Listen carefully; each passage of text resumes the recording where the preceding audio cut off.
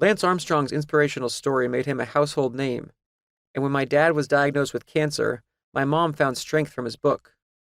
Dad beat it after months of radiation and chemo, and Mom emerged a cycling fan.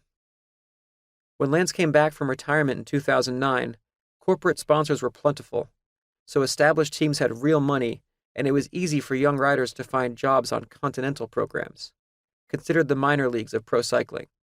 At 22, I joined one sponsored by Jelly Belly, so I got a bike custom painted with jelly beans, jerseys covered in candy, and luggage with the team logo and my name printed on it. It sounds ridiculous, but I'd never felt more proud. When you hear pro athlete, you might picture trashed hotel rooms and fancy cars, but that wasn't my experience on Jelly Belly exactly. Top guys at our level were making six figures, but the median salary was more like $15,000 a year, and mine was $167 a month. I crisscrossed America in a Toyota Matrix with roll-down windows, meeting my teammates at untelevised races with meager prize money in towns you've never heard of.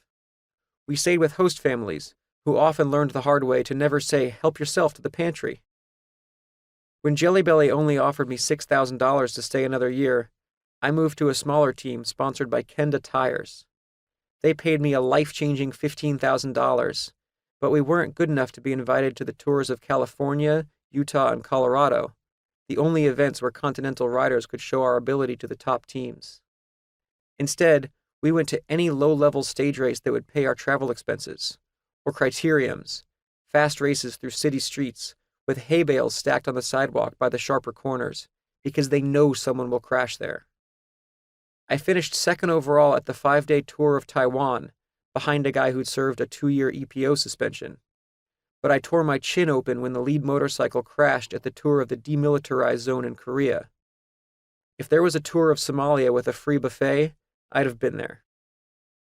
The UCI, Union Cycliste Internationale, cycling's governing body, requires pros to have health insurance, but teams rarely provide it. On my salary, I signed up, showed them the card to get my racing license, and then canceled the policy.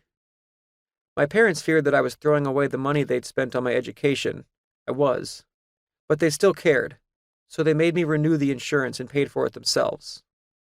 I thought I'd be living the dream when I turned pro, but I was far from independent, secure, or stable. I just did it, MJ. So now what?